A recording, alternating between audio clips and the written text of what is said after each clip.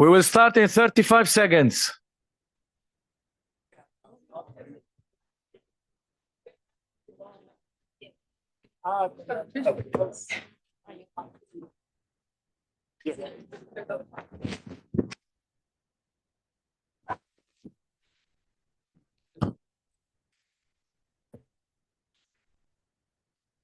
Thank you very much. I hope you had a good break and interesting session in transforming transportation so far. My name is Saeed Dahdah. I'm the head of the Global Road Safety Facility, and I had the pleasure with my team, with DPAN and WRI, to be organizing this joint session on motorcycle safety.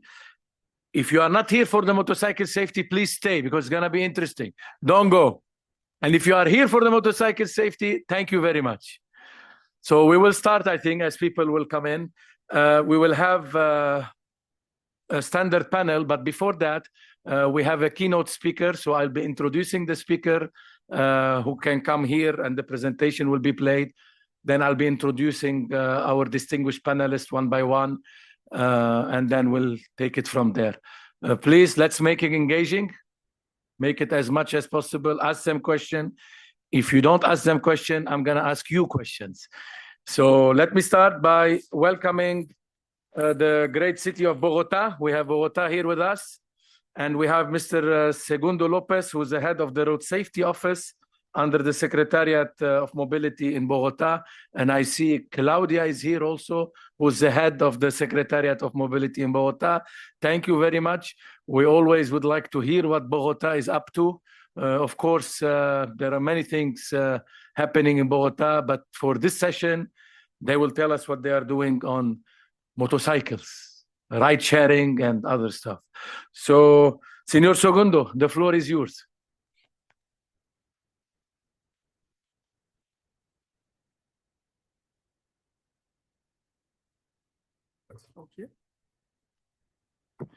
Okay, thank you very much to the World Bank and for WRI2 for the invitation. I will quickly talk about the newly launched Motorcycle Safety and Urban Infrastructure Guide. This was a product by WRI. And also, now that I'm working for the city of Bogota, an application of this guide that is already saving lives in our city. So first, a quick overview about what's going on motorcycle safety. This is the part where I talk about the guide, and this is a global issue. It's not just one city's issue. This has a lot to do with economical, social development, and equity issues, and we need to address it in order to achieve our goals that we have as a society. There is evidence that cities and countries with higher rate and higher growth of motorcycles are also increasing the amount of fatalities. There is also evidence that we have in our cities that the motorcycle is the one with the highest risk among all road users per trip made.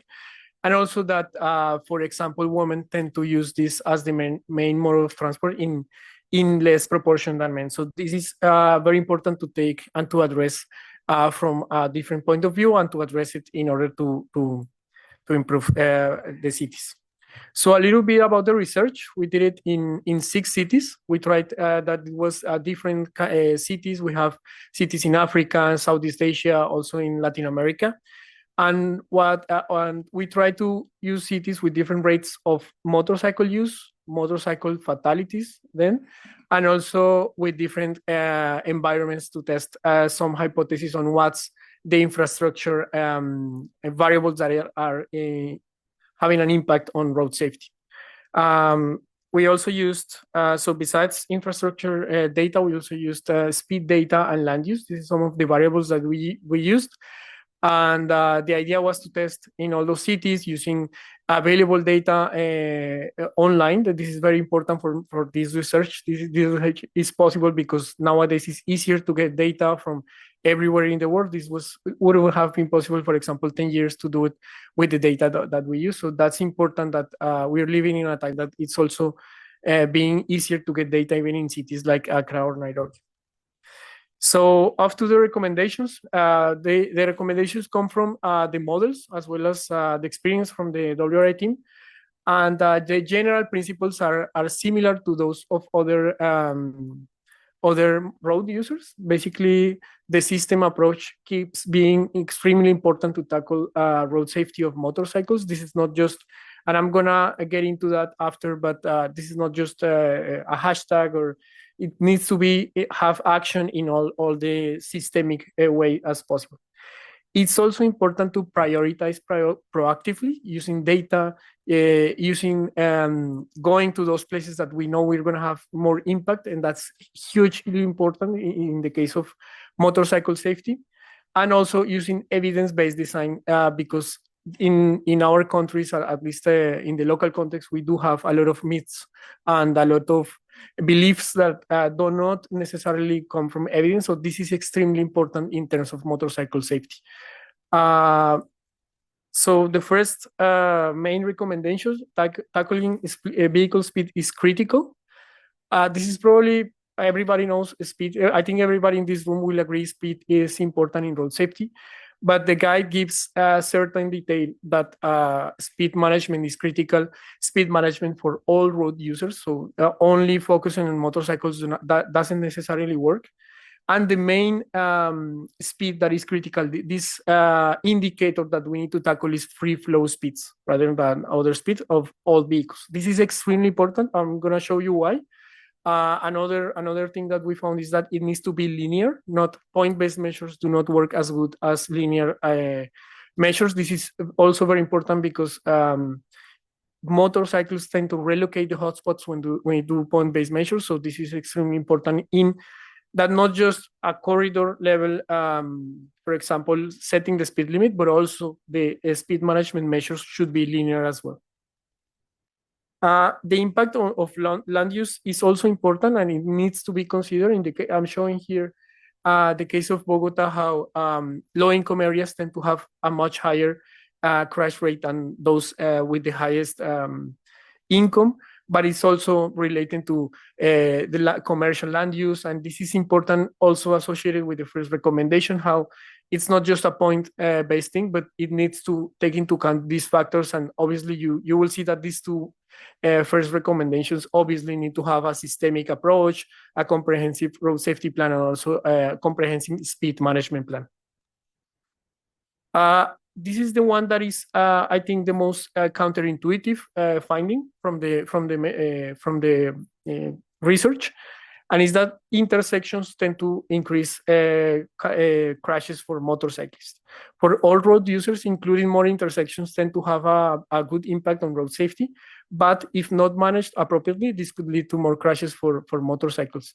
It doesn't mean at all to remove intersections and to make it, I don't know, highways in downtown. But what we mean by this is intersections have to be looked clearly and probably enforcing, and also taking into account the conflicts that we might find in intersections for motorcycle safety. Another finding, and this one is very common, at least in low and middle income countries, is that road widths and medians and openings and margins are quite important for motorcycle safety. This is a clear example that we also have in the city of Bogota and many other cities, and how these uncontrolled margins can lead to more crashes, and it needs to be taken care of in terms of design, and also this can be a conflicting point. And the last one that I still think is it can be seen from the safe system approach, but it's important to combine actions for motorcycle safety with other road users since the developing of projects. There can be an issue where we see pedestrians crossing irregularly, and we tend to think that's the only issue, but we might also have a motorcycle issue, and this actually has happened.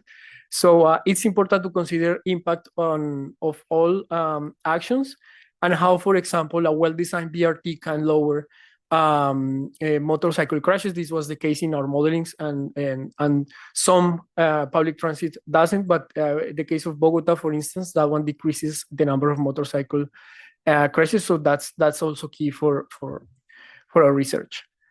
And I'm gonna show you an example of already an application of this measure, of these recommendations. Obviously, we couldn't test them all even we wanted to, but in this case, we did a linear intervention. It was a set of 5 speed bumps in 1 kilometer of a stretch. We have had 5 fatalities and more than 50 injuries in less than 6 months.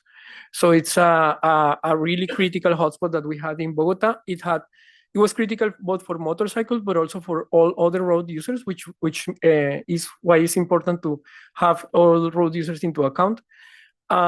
We were sorry, the design, the detail of design is important here. We were tackling free flow speeds. So with the speed bumps, we designed it so that people going at the speed limit could travel comfortably, but only those exceeding would have to decrease the speed. This is extremely important because it helped also with the popularity of the measure, because it didn't increase congestion, but also because that's exactly the sweet spot that we want to tackle with motorcycle safety and everybody's free flow speed. We couldn't really redesign intersection in this case, but what we did is we aligned these measures with intersection and conflicting points. So ideally, we would also have redesigned, but in this case, we aligned it with those conflicting points. And also, we took into account that in that segment, we were measuring, implementing this measure in the one with the lowest income. So this is how the measure looks. We implemented speed bump for 30 kilometers per hour, also for 50 kilometers per hour. The detail of design here was, in my opinion, very important. And what we found in the first trimester was a decrease in 82% of injuries and 0 fatalities, which is, in my opinion, a huge success, because that was exactly what we were tackling. And also some other impacts that I want to highlight. There was a direct impact on speeding, especially by motorcyclists. We hadn't tried anything for motorcycles with infrastructure in arterial roads, which is where 7 out of 10 people are dying. There was no relocation of crashes. Our hypothesis that this happened because this was a linear measure instead of a point-based measure. And also there was no impact on traffic flow, which is also important to have a sustainable measure and the governance of it. Lastly, just some additional considerations that are not in the guide, but I think were important. The safe system approach is not just a hashtag. This measure is already interacting, for example, with enforcement. Because of this measure, we don't have to enforce this place anymore. We have more enforcement power in other places that we needed. Funding is key. This is basically what made it possible. So please do, if you're a decision taker, funding is key for trying to change in road safety. Community engagement was also very important, because we actually found out that most people actually like the measure. This is important because we are probably overestimating the voices of car drivers, but communities also like speed management, and this is something that we found. And governance, in our case, if we didn't have the leadership of the mayor, Carlos Galan, this wouldn't have been possible. So I do think in places where there is not a clear leadership, there has to be a governance strategy. But if not, I just think this is an overheard and probably overlooked issue with road safety that needs to be addressed. So that's what I wanted to talk about. Sorry. Thank you very much. I'm sure there will be more questions, but I forgot to also say we are also using the recommendations for enforcement, for example, for other measures. So please take a look at the guide, and any question that you might have on the implementation side on Bogota that I think is very successful, please let me know. Thank you.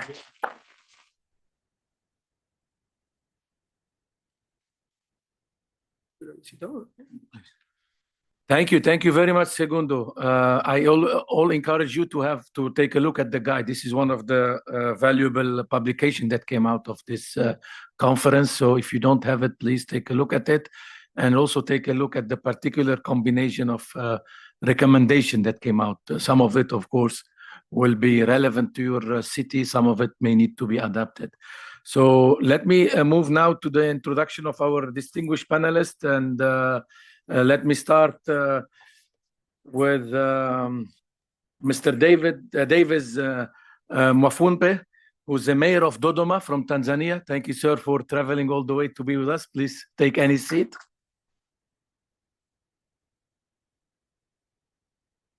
Kristen Smith, who's the head of Global Road Safety Policy at Uber. Please have a seat. Thank you for being with us. Elisaveta Zainalova, who's a senior research manager from our partners, Vital Strategies. Please have a seat.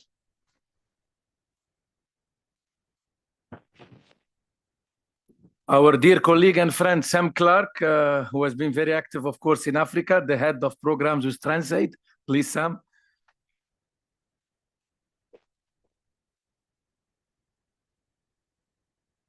And I would like also to invite, that's a surprise, my good friend and colleague, Mr. Benasser Boulajoul from the Road Safety Agency in Morocco. Please have a seat.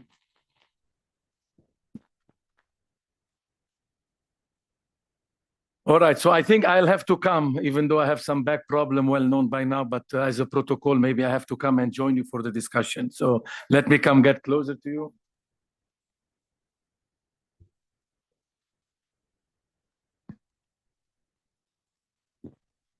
Mr. Mayor, how are you this afternoon? Good. Very good. I haven't been into the great nation of Tanzania, but of course, many of my colleagues, sorry? Yes, so I have to come. Almud, you know, she always asks me to come, but I think we will make it. Let's start on a positive note. I know because the motorcycle always, we picture them as a problem. Unsafe, they are a problem. Let's fix them, let's get rid of them. But let me maybe flip a bit the discussion. Let us know in your city why motorcycles are important in Dodoma, especially for those like me who have never been in Dodoma. Why they are an important part of the mobility in the city of Dodoma, which is the capital of Tanzania, before we get a bit down into the aspect of their safety. Thank you. Okay, that's a very interesting point to make as we kickstart the discussion. Indeed, one may argue that's not very important, given the fact that the magnitude of the problem as we have in Tanzania, like elsewhere in Africa, is that the magnitude of the motorcyclists here is bringing in two extreme ends, which we have to balance. On one hand, there is the livelihood part of it, as it supports multitude people engaged in the sector, but at the same time, it is threatening their lives. We wish the balance becomes zero, then it doesn't make any sense. And this is an aspect where we need resources, we need skills, and we need...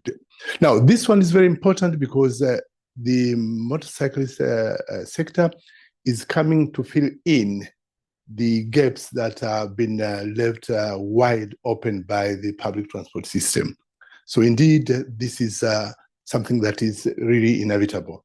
That's on one hand, that's the demand side of it. But on the supply side of it, you have a growing number of youths who, for one reason or the other, are unemployed. So they can lay their hands on whatever may seem paying at that moment, but sometimes, as we'll come to discussion, it's really problematic. Indeed, it is serving an important contribution as it serves the yawning gap between the public transport on one hand, but also as a source of employment on the other. Thank you very much. So mobility and jobs, if I can take two, it's got to go very good job market now. So maybe this is a good way to go not too far. Sam, you've been looking a lot at the market, and from the work also that our team has done, up to 80% of some of the motorcycle use are for commercial use in Africa. Tell us a bit from your long research and work with Transaid, especially in Africa. I think at the end, you have to excuse me, but the focus of this session is going to end up a lot of Africa. So bear with us because there's lots of to hear from the panel, what can we get? And it's an issue really that we have to solve, not only in Africa, but I think I would like maybe to highlight, if you don't mind, the African situation. So tell us a bit the work in Africa, what have you found? I know that some of the research found that people may lose a bit of their work, up to 3 weeks in the hospital. Tell us a bit more on that aspect and link it with the job that the mayor has introduced. Thank you. Of course.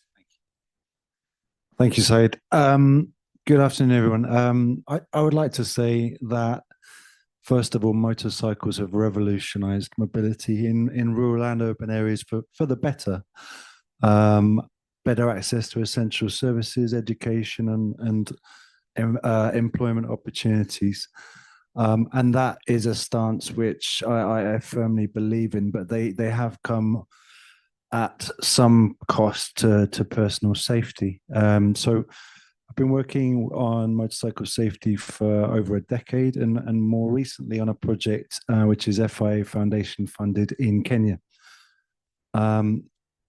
The project there is to do with sort of promoting a more collaborative approach to addressing what is an extremely complex issue. So multi-sectoral sort of coalitions, piloting initiatives which we hope to scale by encouraging the government to adopt those practices.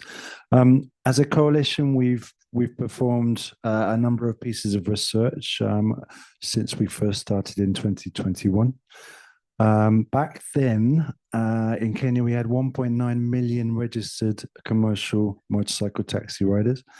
Now, today, 2.4 million. So that's 500,000 in 4 years. That's about just under 10,000 per month, every month in Kenya alone. Commercial motorcycles constitute 98% of total number of motorcycles. And really, these guys are, I guess, a profile, an average profile would be low educational attainment, sort of take-home pay around $9, $10 a day before fuel, before repairs and maintenance. Most of the riders don't own their motorcycles, so they're also paying a fee to the owner of the bike. The vast majority don't receive formal training, and as anyone who knows the region, it's characterized by very low helmet prevalence, and by that I mean people just aren't wearing helmets. Our study revealed 63% of riders in Nairobi, and that's the operators. The people at the steering wheel are not wearing the helmets. That goes down hugely in rural areas. And also the passenger on the back, 10 to 12% of passengers wearing helmets. So helmet prevalence is a big issue. Match that with health data, which says that the largest section of injuries is head injuries. And so that's the largest cause of fatalities and also serious injuries. It also results in the longest stints in hospital and the most expensive treatment for those that manage to survive those incidents. So the impact on the rider is immense. Kenya is fairly well off in terms of legislation. Fairly robust legislation around motorcycle riding. It has legislation which links to a helmet standard.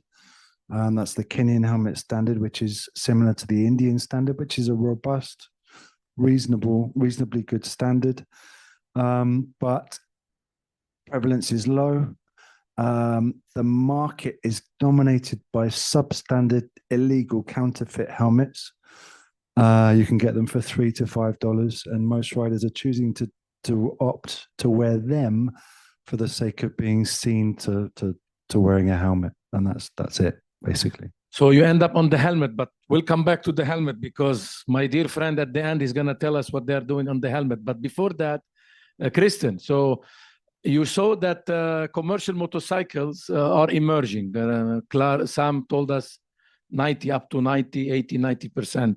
And of course, many of these commercial motorcycles are involved in formal, not only informal, sector organized by shared ride, such as Uber.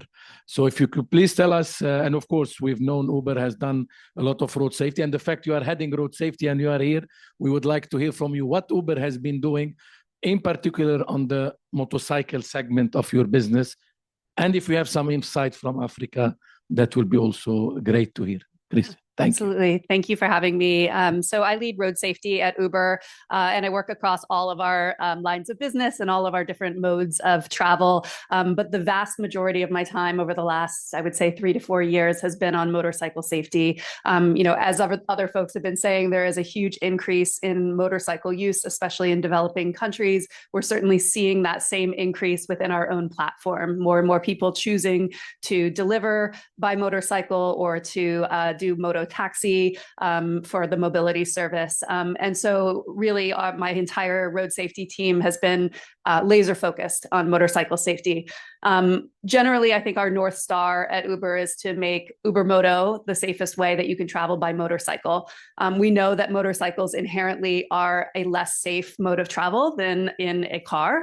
Without the structure of a vehicle around you, they are vulnerable road users. So we're really looking at all of the things that we might be able to do to address that, to make our way of traveling on motorcycle the safest way possible. Some of that is on the technology side. So, obviously that's an area that I think Uber is uniquely positioned for. So we try to fill the gaps in things that are maybe, we think should be standard or enforced more broadly. And we try to use technology as a way of kind of addressing that. So we have, helmet use. Every driver and rider have to wear a helmet, and we now have helmet detection that they have to take a live photo of themselves before getting on the motorcycle and starting the trip. So we're kind of using technology for that.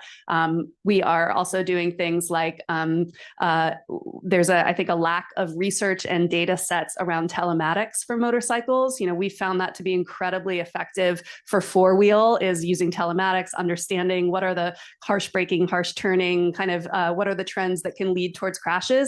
There hasn't been much research on motorcycles for that, so there's a gap in that. So we're trying to develop that and really understand things better as well. That said, we know that that technology alone is not going to solve this. So it's really great to be part of this larger conversation. And I'd say on the helmet standards, it sounds like we'll come back to that later, but we just issued a report with the Global Alliance of NGOs on safe and affordable helmets and what are the upstream challenges to getting rid of those counterfeit helmets, to getting those quality helmets into people's hands that are actually affordable, not $20 at manufacturing, but $80 at sale. So we're really committed to trying to use our scale more broadly to improve motorcycle safety, not just for people on our platform, but for all of the riders that are out there. Very good. I think you are very good segue to the gentleman to your left, Mr. Boulajul. Yeah, thank you, Said. I'm not expected to be. Yeah, unexpected, of course. So, no, but you don't need preparation, I know. Yeah, but I think just to before to talk about helmets, I want to share with you also to give you an overview about the situation in Morocco, mainly for motorcyclists, and what we are doing for this category. What we had seen is the increased number of the fleet of motorcyclists since COVID period, since 2020. We have the decrease now. We reached almost 2.4 million motorcyclists under 50cc, which is very, very, very, very high number. But in the same time, we have the increase of the number of fatalities by 44% since 2015 until now, which is a very, very high number. And motorcyclists, the safety of motorcyclists today is the big issue in my country. And they represent almost 40% in terms of fatalities among all other kind of road users, which is very, very high. And now we know exactly where we can maybe increase and improve the situation in terms of road safety in Morocco. And motorcyclists are one of the main pillars in our strategy. And now we have an action plan. We are evaluating the last strategy, the last action plan for road safety, and we will deliver. As I mentioned this morning in my speech, we will present at the Interministerial Committee for Road Safety a new action plan for the next coming 5 years. And we are working at several levels. I mean, one of them is to develop the data regarding this category of road users, and we did lots of studies mainly to know exactly what the helmet use among this category, and the rate is unfortunately more or less 60% more or less 60% of the helmet use rate. But for the passenger, the rate is very, very low. It's around 30-35%, which is very, that means we can have one explanation why we have this very high number of fatalities among these motorcyclists. And also we launched a very, very big communication campaign together with with distributing, helmets, homologated helmets for free, and we bought 50,000 helmets, and we are now launching. There is a big campaign under process, and we signed also one agreement with insurance companies, and they sponsored to buy 20,000 helmets also, and we will give them for free also to motorcyclists. But also we integrated them in the automated system for enforcement, for speed cameras. We have more than 550 speed cameras around the country, and some of them are also inside cities. And we integrated also motorcyclists when they don't respect maybe speed, or they don't respect red light and so on, and they are integrated in the same process like normal vehicles, which is very important. And now we are working to change the plate, because it's very small, and the rate of identification of offender it's not very, very high. So we adopted a new law to make it very big, just to increase the number of the observation. We have also we are enforcing also the changes in the engine, because some motorcyclists, they change the engine of the motorcycle and they increase the speed. And in this case, you have the speed which is not convenient with the structure of the vehicle, which is very, very risky for motorcyclists. And we are working a lot of that. And the last one, maybe before because I really this topic for me is very, very important, and we are working a lot. And I have the dream maybe to have a driving license for this category, because it's mandatory by law, but we are working to implement it and to make it concrete on the ground. And the last one, maybe, and really I am very proud about what my minister mentioned in Marrakesh conference. He decided maybe to have the link between each motorcycle sale or sold, maybe to be with the two helmets, with the homologated helmets, which is very, very important. So he's politician, it's normal, it's very important decision. Maybe the election is very close, but also we are technician, we have to find a way maybe to implement it on the ground. That's why we are working together with the team of my minister, maybe to see how to work on the law, to make some changes, maybe in some decrees, and to link it maybe with the homologation. The idea we have is we homologate vehicles with seat belts, which is normal. It's a safety equipment. And we want to use the same way of thinking for helmets, to be mandatory when you sell one motorcyclist, to be also the same, to sell it with two helmets at least. And we are trying to develop also the industry of helmets, which is very important also to make maybe helmets very affordable for road users, which is very important, because the price is still very, very high. It's more or less $40, which is very high, I think, for normal people, because they are from low social category, which is very high. And we are working together, maybe to be sponsored, or maybe to have our own industry at national level to decrease the price of helmets. Thank you very much, and again, congratulations on this historic decision.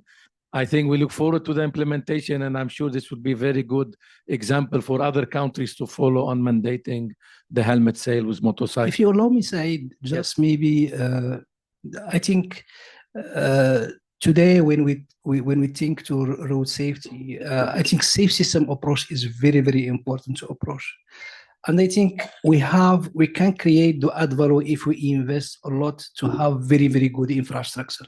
Infrastructure can help a lot, maybe to reduce the fatality, and also to have the good behavior what we are looking for.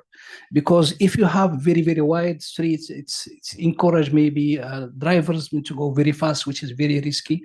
We know that speed is the major cause of accidents. That's why I think we have also some concrete projects, mainly in Marrakesh. And you remember, we signed one action plan, one agreement with the city of Marrakesh to improve the quality of infrastructure, signals, and so on. But infrastructure also could be one of the key elements, maybe to improve the road safety, the safety of this kind of this vulnerable category of road users. Definitely. It's a system that has to be managed from all angles. Of course, the helmet is very important, but also, and I believe the guide that our colleague from WRI has launched this week address a key point of infrastructure. Maybe the mayor will tell us a bit, but before I go to the infrastructure in Dodoma, Kristen mentioned there is not much behavioral insight research on this topic for motorcycle, which is probably true. We don't have a lot of very detailed, but one organization has done some behavioral work on this, who is kindly maybe to share with us is Vital Strategy. So Elisaveta, why don't you share with us a bit what behavioral insight have you, because you've been using also this to inform, I understand, the campaign that has been going on motorcycle safety risk. So tell us a bit from your social behavioral research studies. Name the country if you don't mind. What have you found a bit on that? Because that is important, which is not very well researched topic. Thank you. Yeah, and sorry. Hi, everyone, and thank you so much for giving us this opportunity to share the findings of our study. And as the speakers before me mentioned, the motorcycle safety is an urgent issue in so many countries, and it is important to look at the motorcycles. They are human beings. We need to understand why they drive motorcycles, what lead them to that, what are the risks that they're willing to take or not. And so, and what are the policies that they support or not? Because it is important to understand, otherwise they'll push back, and they'll, like, whether or not you have a regulation, they will not follow this regulation. So in order to address that, we conducted 3 studies this year in Colombia. And as you mentioned before, a lot of things are happening in Colombia. So we went there to Bogota to talk to motorcycle drivers. We spoke to motorcycle drivers in Argentina, in Cordoba and Buenos Aires, and also in Vietnam. In Vietnam, about 60% of all the crashes happen to motorcycle riders. So it is important to talk to them. And their fleet is growing, especially as was mentioned before, after the COVID-19, a lot of people are relying on delivery services. So the numbers are growing, and it's important to understand. So some of the key findings that we got from these studies were that, first of all, more and more people are going to use motorcycle because it's a very affordable mode of transportation. It helps them to transport their families. It's more effective. It allows them not to rely on the public transportation, which they do not like because they cannot rely on it. It's not safe in certain areas of the places where we conducted this study. It's also, it was interestingly to see that women, they find it very empowering. So they drive motorcycles because this is something where they spend time on their own, where they can be themselves and be powerful. So this was what was interesting to hear from them. But speeding is the most recognized risk factor, and it's very widespread among younger population between 18 to 29. They are willing to take that risk. In Bogota, for example, a lot of drivers mentioned that, they mentioned that the speed limit was low, and some of them mentioned that although they recognize the appropriate speed limit, but they had hard times to follow it because they have their own safe speed. So that this is what they want to do.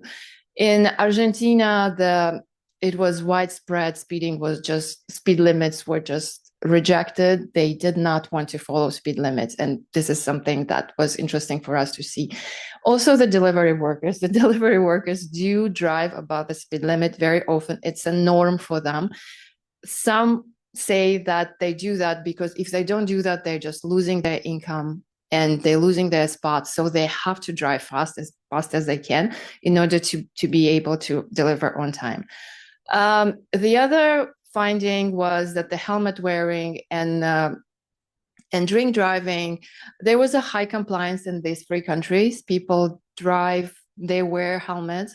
Most of them The areas where they didn't, there was a difference between the regions in Vietnam, especially between the rural area and urban area. Same in Bogota, there was a difference between Buenos Aires and Cordoba.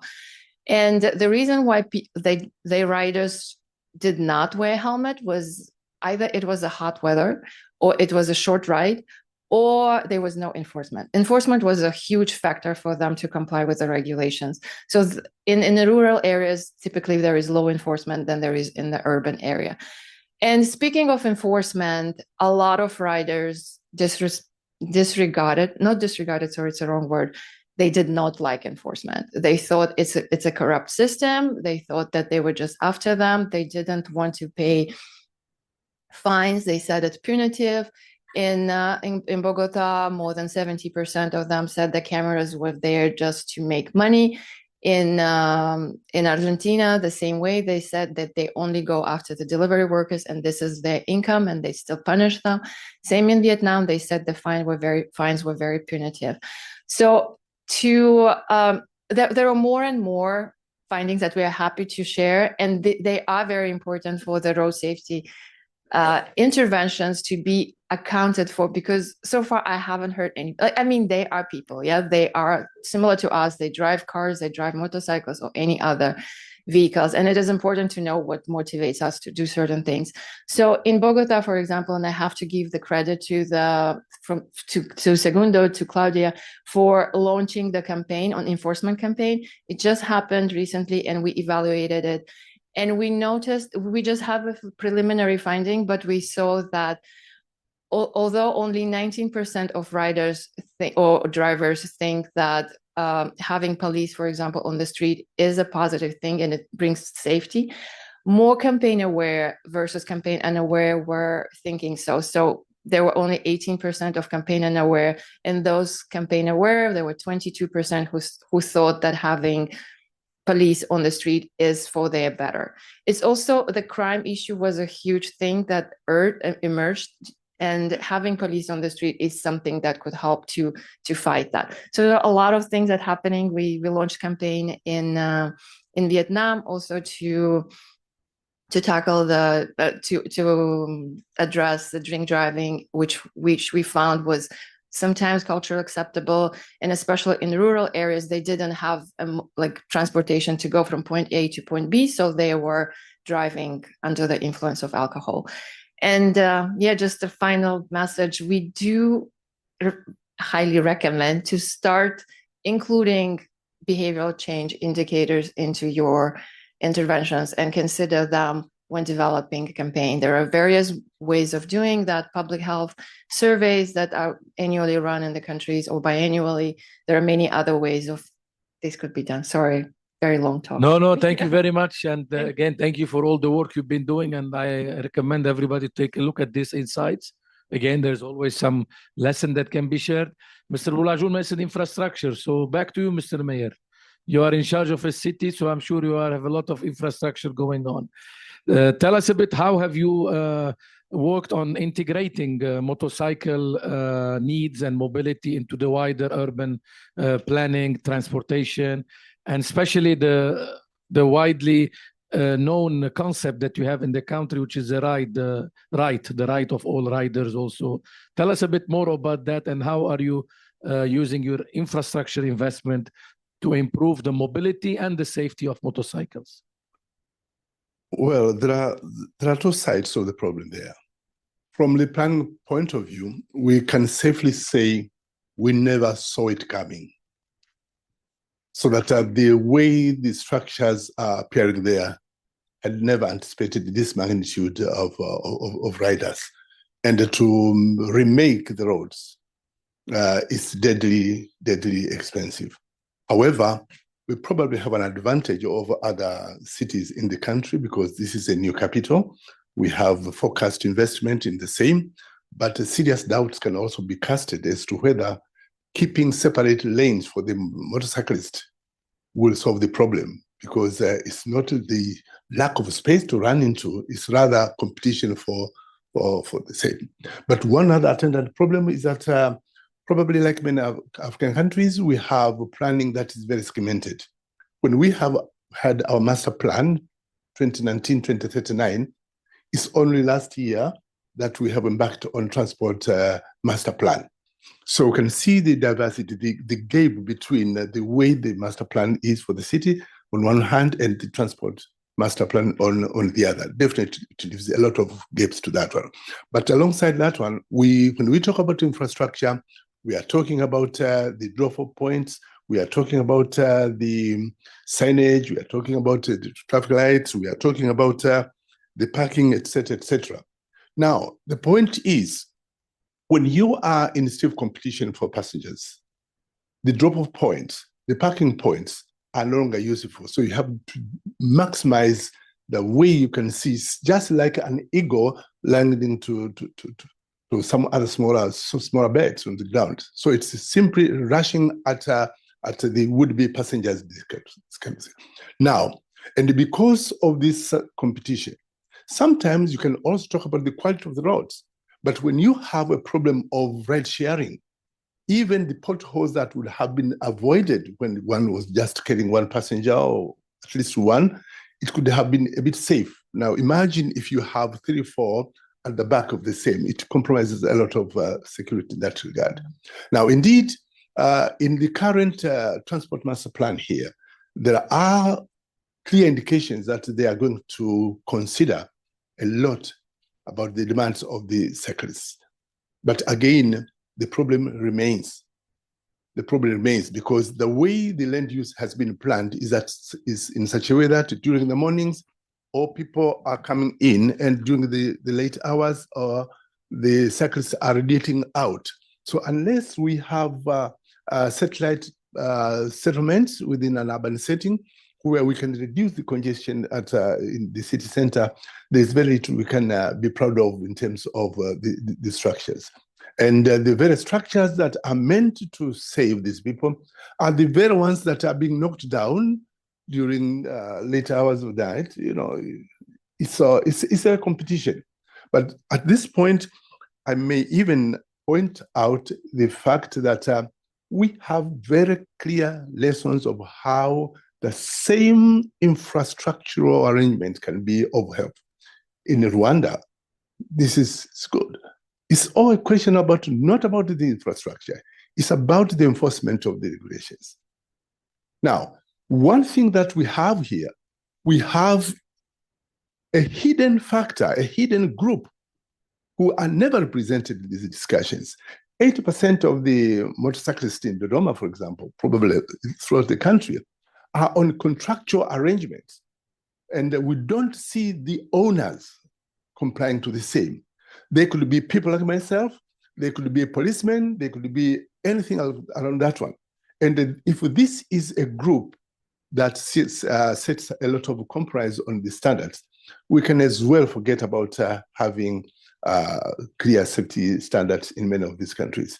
So indeed, they would have been the best group to come to the assistance of the riders if they are told they are not interested in making huge sums of money. Why do they share ride? Because the money, the revenue that is being collected per month is not enough. You can't just pick one passenger at one point and be able to pay back to whoever owns the motorcycle. So you have to have 3 or 4, and who cares at the end of the day? And probably this is the sad story about the motorcyclists who are talking are just riders. They are not the owners. Had they been owners, probably would have had a slightly different kind of scenario. So the infrastructure, fine, but there is a lot more to do than the infrastructure per se. Thank you, thank you. Of course, we are trying to cover all angles. We spoke about a lot the helmet, and we don't want to miss also the infrastructure. The enforcement is important. But you have your colleague Kristen here. You can talk to her after the panel about the owners. I assume she would agree to represent the owner somehow. At least the formal one. So have that discussion with her and let me know where you land on that discussion. But definitely you are right. And that's why we are focusing in the Global Road Safety Facility on covering a bit. So we have a global advisory project which is led by my colleague Deepan and Arif who are sitting here. Also, I encourage you to work with them. We are really focusing on all aspects of commercial motorcycle, looking at not only the helmet, but also the insurance, the telematic, the behavior, the incentives. And we are covering a lot of countries, mainly also in Africa, Kenya included, where also Sam has mentioned. So back to Sam, you have done the recent study, and then there is lots of finding. I don't want you to tell us about all the study. They can read it. If you can give us just 2 recommendations, the highlights, but more important, any action that you started doing and anything you would like us to do more, or you have countries here represented, what are the 2 things maybe you can tell Mr. Boulajoul and the mayor to do, and also how we can support them here? Okay. Be brief, because I would like to take questions from the audience, okay? Yes. So in the face of an obvious lack of enforcement capacity, our suggested solution, our recommendation is to build helmet testing capacity in East Africa. Kenya is a gateway for helmets through to Uganda, to DRC, to South Sudan, and beyond. So actually having a helmet testing lab in Kenya, in that gateway, could stem that flow, because they're all coming in from outside of the country. So that is our objective. We're trying to raise $250,000. That's all it costs. We aspire to adopt the UN standard, but we also want to start enforcing straight away, because people are dying every day. So we're going to get the helmet testing lab. It's going to have dual capacity to test to the Kenyan standard, to test to the UN standard. We're going to start testing to the Kenyan standard immediately, and then work towards the UN standard, because obviously there are other implications on the cost of helmets and so forth that come into play there. But we want to create that environment where we can bring those higher standards in. Thank you. And it's not a secret, actually. The manager is sitting here, and Arif, who works on that project. We are helping the Kenya authorities and TSA and the Kenya Standard Bureau in upgrading to the UN standard, as you know. But yes, the Kenya standard has to be enforced, and there is already discussion under the World Bank project to be current discussion to finance actually the testing. Hopefully soon we should be able to confirm it or not, but that should be a way to go. Enforcing, and this is maybe a message to our colleague Benasser, mandating a UN standard helmet come also with a couple of nuts and bolts. One of them, the ability to test, and I think this is a good recommendation and lesson to remember, that we need to establish a testing facility. Naturally, these are sent overseas for testing, right? But it costs money, and it adds to the cost and to the time. So it's good to have an in-house, not only in-house, in the country, a third party maybe, or a nationally operated testing facility. Those are fairly different testing facility, but the cost is not that high. I was surprised when the team told me it's $250,000. It's not that high, right? Oh, for the lab, it's nothing. It's not high. Okay. Considering the impact. Correct. Exactly. All right. I will maybe, Benasser, I want you to be very, very, very brief. I will ask you a controversial question, because you ask about infrastructure. There has been a bit of misalignment about the efficiency or the safety of motorcycle lanes. Of course, us in the Global Road Safety Facility, we haven't done a comprehensive study on this. We have done it city by city sometimes. But tell us, I have seen, and of course, you live in a city that has quite a bit of motorcycle lanes. Can you briefly tell us about motorcycle lanes, how they work, and what is the ingredient of to have them work? Very briefly, please. I think, in some cities, mainly in Marrakesh, in Rabat, and in other cities, we have lanes dedicated for motorcyclists. But unfortunately, they are not used, all the time. And this need, I think, to be linked with the lack of enforcement. I think it's very good to have good infrastructure, but it's complementary. It's a systemic approach. You cannot just offer maybe the good infrastructure, but you need maybe to be completed, or maybe assisted, or maybe helped by the enforcement. And for me, enforcement also is very, very important. And it's the same case also with the communication and awareness. You need to educate people. Education is very important also. And now we have 7 education centers just only for young people, to educate them how to use safely the infrastructure. Yes, for sure, it's for bicycles, but also it's affordable, I mean, for motorcyclists.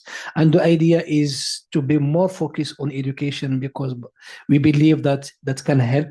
It's necessary. It's not enough, but it's necessary. And you have to work on different components. One of them, enforcement and education. Thank you very much. So, Kristen, I'm back to you. I have a question. You told us, yeah. You told us what you are doing, right? And then I'm sure you are going to continue the conversation with the mayor, because he's going to tell you a bit more what he wants you as a representative of the formal sector operating ride sharing to do. But you have 2 government officials, one on your left and one on your right. Tell them what do you want from them as a policy or to improve motorcycle safety. Let's keep to the subject. Yeah. What are the things that you would like government to implement to complement the work? 1 or 2 things. Certainly enforcement. I Okay. mean, we're doing our best to enforce within technology, but that's not a substitute for actual enforcement on the roads. And then infrastructure, we would love to know what is really working. We'd love to be part of that solution. We can talk to our drivers and couriers and get their opinion, because they're out on the roads maybe more than the average motorcyclist. We'd love to just be part of that and figure out, are blue lanes a good thing? Are they helping, or is it, speeding, increasing speeding and therefore risk? So we just want to be part of that solution on those 2 big. Very good. Now, let me complicate it a bit more. Those 2 gentlemen are very happy with your answer. You know why? They don't do enforcement. So they're going to blame the police on not doing the enforcement. So I urge you maybe to work together. You as representative of the sector, and Mr. Boulajul as representing also the road safety entity that does not do enforcement. We take it from the other side. And the mayor who does the infrastructure, to work together to really get the enforcement ongoing. Any idea on that, Boulajul? We take it from the other side, maybe.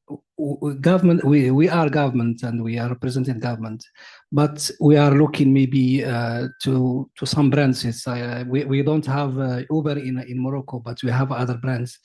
And we are looking maybe for them to do more for the safety of motorcyclists. I think they are not looking very, very much to the safety, because some of them they engage maybe young people with low skill, and I don't know if they can follow the behavior of them in their app. You have, I don't know, it's the case for Uber. I don't know if you follow the behavior from the app you give them, to analyze their behavior and maybe to come up with some recommendation or some concrete intervention. I won't get into it too much, but I'll just say on the telematics that I was saying, we are really trying to develop this so we can see if somebody's speeding, contextual speeding compared to those around them, and then deactivate or remove them from the platform if they're doing unsafe behavior. So that is where technology and research can come. Mr. Rajul, they can. That's why you need to work together with them. Now, let me go to Elisaveta. Maybe you have the last word, but I would like to maybe pick 1 or 2 questions. We don't have a lot, so we need to break and to go to get a break, and there is a panel waiting for us. Elisaveta, you said, and in summary, please, you said something very important. People don't have much public, especially the motorcycle riders, don't have lots of public acceptance of these policies. How can we change that? So we need solution. How do you think we can change that? That people, the motorcycle, I'm not only the victim being, fined, high fines, and I'm doing my job. How we change that? I mean, some of the fines, yes, may be high, but some of the fine, we know it's still very low for the risk. But tell us how we change that. Do you have some insight on that? How we change the public acceptance of these strong, because everybody is asking for enforcement. So how we change that acceptance? So the first step, and again, it's a very complicated question, it's hard to address right now, but the first step was, for example, in Bogota was a campaign, yes, enforcement campaign, to explain that enforcement there is not to punish them, but it is there to save the riders. Yeah, again, the message that has to be sent to motorcycle riders is that it's a shared space. It's not only for motorcyclists, but again, the behavioral data is there for the for road safety intervention. It's a more complex world. We don't work separately. We have to work together. So enforcement by itself is the enforcement agents also have to work with the community. Yes, you cannot provide a solution for the drivers without talking to the drivers and understanding what they need. Again, we found a lot, what the riders recommended, for example, they said that most of the training that they get how to learn how to ride motorcycle was from their family members, friends, family. There is no formal training. There is no way to, like, it's very hard to get licensed. It's very, like in Buenos Aires, for example, they would go to the outskirts or the cities to get the license because it was easier than to get the license in the city. So, and this social norm that if you are motorcycle drivers, then you're just a reckless driver. Yeah. This is something that we all learn from the very early age. And this is where the social norms are important to understand. So again, it's a very complex issue. And I think this is why we are all here to work together and not to just specialize on what we are doing or focus on what we are doing. Very good. Thank Proper communication is key. That's why in many countries, they get rid of what they call speed camera, the name, and they call them safety cameras. So it's for the safety, not for the money collection. So it's communication is key. I see that lots of hands. Deepan, you help me here? Okay.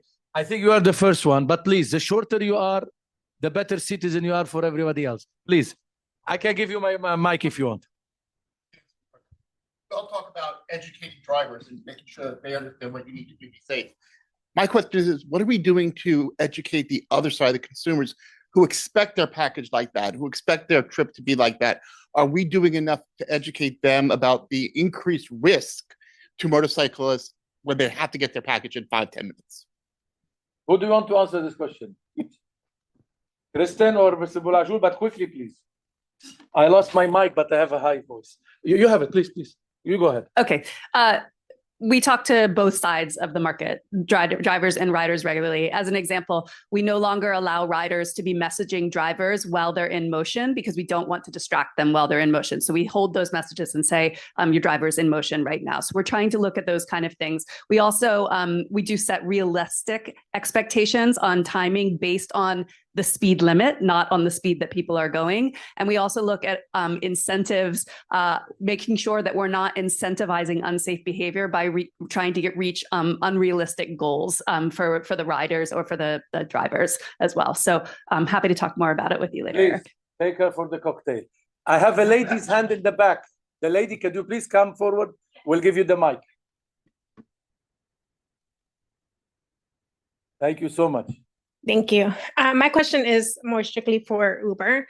I'm actually happy that you guys are here because you said you wanted to hear what are we experiencing. Well, in the district, we have had a higher increase of motorcycles and moped users. And unfortunately, what I've seen in the street, so I work for the Department of Transportation, and unfortunately, we've had multiple deaths, fatal crashes for our mopeds. And most of them are delivery drivers. And so what am I seeing in the street? A lot of fatal crashes, a lot of serious injuries. And why?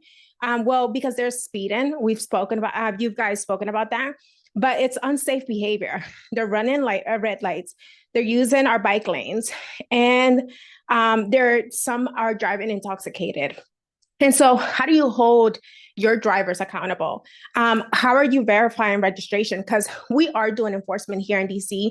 We are doing a lot of safety and improvements here in DC to help, but it doesn't help when they're not following our safety regulations.